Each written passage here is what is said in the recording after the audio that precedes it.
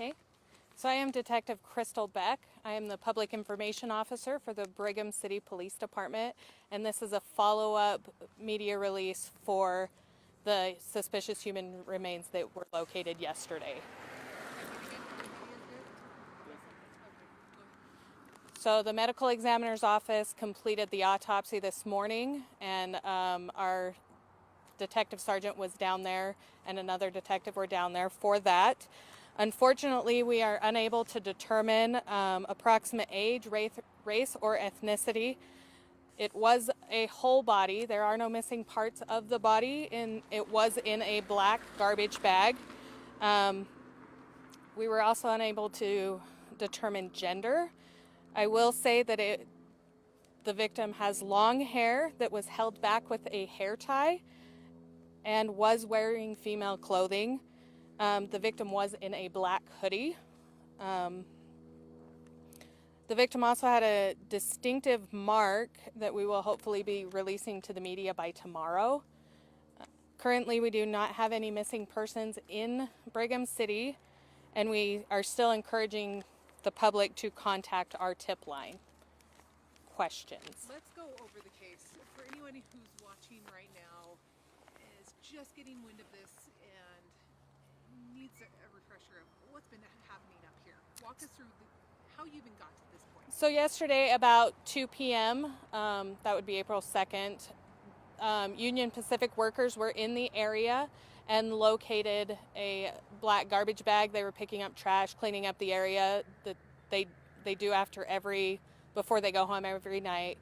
Noticed the bag, thought it was heavy when they picked it up, and when they saw hair and bones inside the bag, and so they contacted our 911 dispatch center, and both Box Elder County Sheriff's Office responded and Brigham City Police Department responded. Was it close to the tracks? Was it off in a ditch? Explain the proximity to the actual train tracks itself. It was probably 20 to 30 feet south of the train tracks and only about 10 to 15 feet off of the road that we call Reeder Lane, which is 2600 west. So is it possible to have fallen off of a train, or does this look like it could have been driven to the area? We don't have that information right now. We're looking into every aspect that we have. We're definitely not ruling anything out right now either. If it was a whole body, why was it impossible to determine which gender? It is in a fairly high state of decomposition, so it's just there's not much left of the whole body, but all body parts are there. Can you say more about what the distinctive mark was? Is it a tattoo? I haven't seen it yet.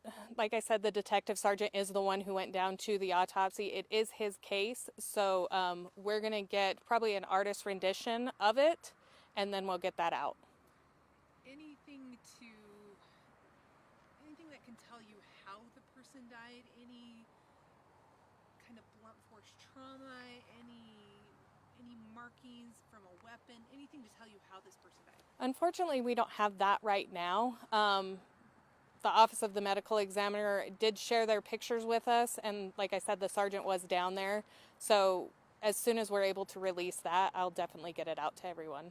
Was the individual bound in the bag? I didn't get any mention of that, so I can't say if they were bound or not. Do you know for how long the remains have been? It's been between anywhere from a month to years that I don't know if they were discarded here that long or if they've just been in the bag that long, but just Like how many years? I can't estimate that. I mean, a month to years is still pretty broad.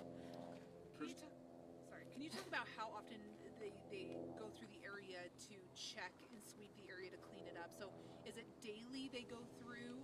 Could somebody have No. done it within a day? We did talk to Union Pacific this morning, and there is a rail worker who checks this area.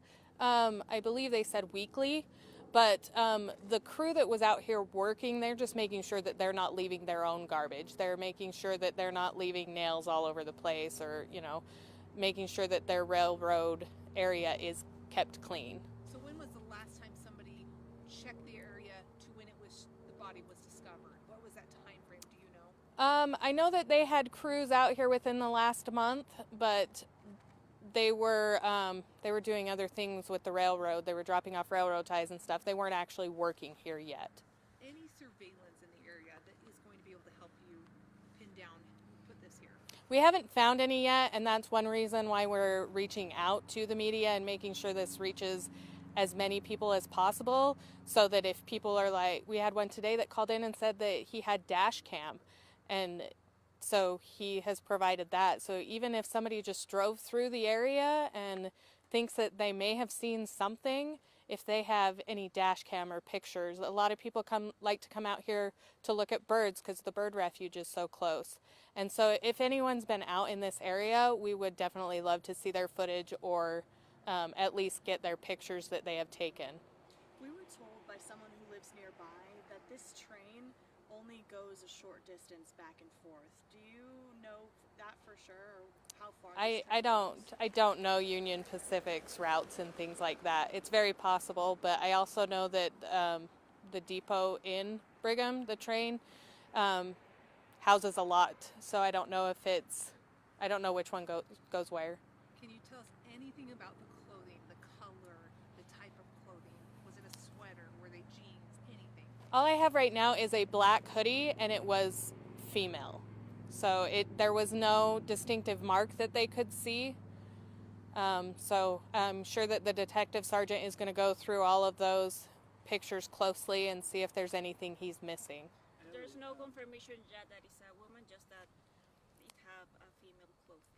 Yeah, and long hair with a hair tie, but it's not always a 100% guarantee that it would be female. Any pants, jeans, cargo pants, sweats? Anything? The detective sergeant didn't give me that, so if I do have an update, I'll send it out through my media distribution, and you guys will have it as soon as possible.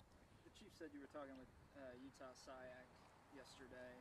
I know you said there's no missing persons cases here in Brigham City necessarily, but are there any you're looking at right now, maybe in the broader area? We're definitely taking in account that this person may not be from Box Elder County. So we are looking at all missing persons, both state and nationwide, with SIAC, and SIAC is looking deep into that. Crystal, how long have you been an officer? I have been an officer in Box Elder County for 10 years. How you live? Is this your community? I worked 5 years with Box Elder County Sheriff's Office, and then I've done about 5 years with Brigham City. What's this like for a community like this? Corinne's a small little town, having this in their backyard. Both Brigham City and Corinne, I mean, we definitely here in Box Elder County have had traumatic incidences that have happened, but I think even in Salt Lake, these things happen, and it's still a shock. It's still close to home, and it's still something that we're not expecting. You know, we were kind of just talking before, and we've covered stories where there's bodies as well, but in a plastic bag. Is that kind of, does that throw things off for you guys? Absolutely. I worked as an investigator for the medical examiner's office for quite some time, and not once have I ever in 10 years came across a body in a bag. What does that say about, like, is this kind of scary, I guess, a little bit? It's like somebody took the time, had a body in a bag. They put it here maybe, you know, more hard to say, but still, it's a body in a bag. It's not somebody that was a transient, maybe. Yeah. Yeah, it's definitely somebody's loved one, and to have them discarded like this is just unfathomable for me. I can't imagine taking someone that I cared deeply about and putting them in a bag. Does that make you guys want to, like, really work harder for this kind of thing? You work hard on all cases.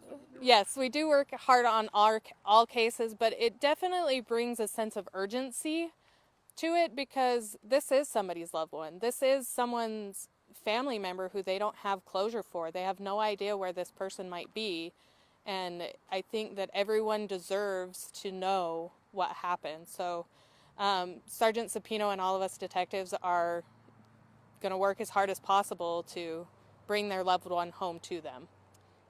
In what part of the body the remains have the distinctive mark that you said? It was on one of the arms, so hopefully someone knowing that there's a distinctive mark on one of the arms, that they'll be able to be like, it'll jog their memory and bring something Like a up. scar or? I'm not sure yet.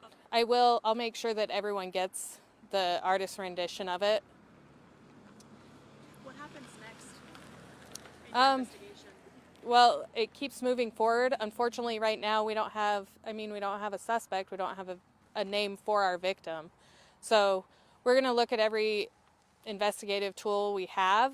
We work so closely in Box Elder County with our fellow law enforcement officers that we've got Box Elder County looking at some things. We've got everybody here looking at some things. I mean, our search and rescue came out last night, or Box Elder County search and rescue came out last night, gave us a command post. We had Weber County, both their CSI and their search and rescue cadaver dogs out here. So we're just really lucky that we are able to reach out to people that don't even work in our county, and they don't hesitate to even come out and help, or even just offer suggestions. And given the fact that there's no suspect at this point, is there any reason for the people that live nearby and the greater community here to be concerned? We don't think that there's any threat to the public. I think that this was more of just a convenient place that they thought was more secluded than it is, to dispose of the remains. If my last question for you, if there is somebody who does have some information that might be afraid to come forward but wants to come forward, how do they do that? So there's a tip line. The Brigham City Corporation website has a tip line. There is a tip line on the Brigham City Police Department page that they can come forward on without leaving much personal information. We would obviously like to talk to someone. If someone would like to reach out and to have it anonymous, I'm Detective Beck. They can text me. All of you guys have my cell number.